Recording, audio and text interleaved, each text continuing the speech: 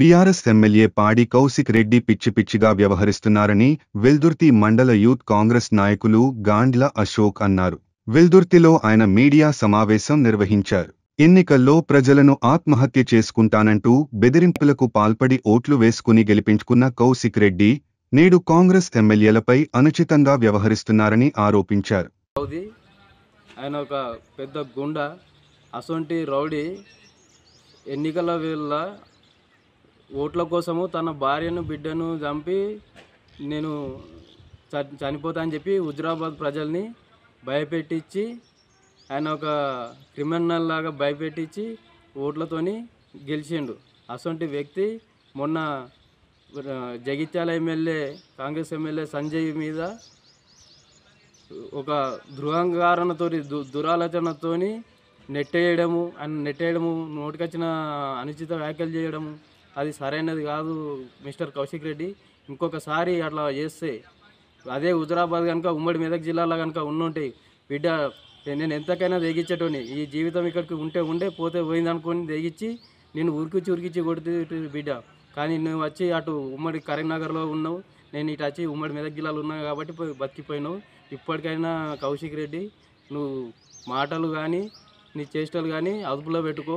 ఒక ఎమ్మెల్యే తీరులాగా ఉండు, వీధి రౌడీ లేక ఉండకు.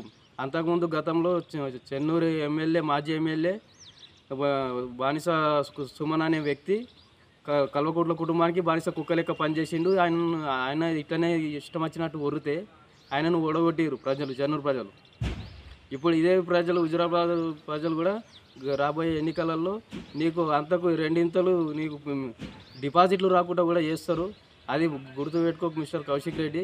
ఏదో అధికారం ఇచ్చారు కదా, నేను బ్లాక్మెయిల్ చేసినా కదా, అధికారం ఇచ్చారు కదా అని చెప్పేసి ఇష్టం వచ్చినట్టు మాట్లాడితే నేను ఊర్లలో కూడా కాంగ్రెస్ పార్టీ కార్యకర్తలు ఎక్కడ పోయినా నేను తిరగనియ్యరు, ఉరికిచ్చి కొడతారని ఈ సందర్భంగా నేను కౌశిక్ రెడ్డికి చెప్తున్నా.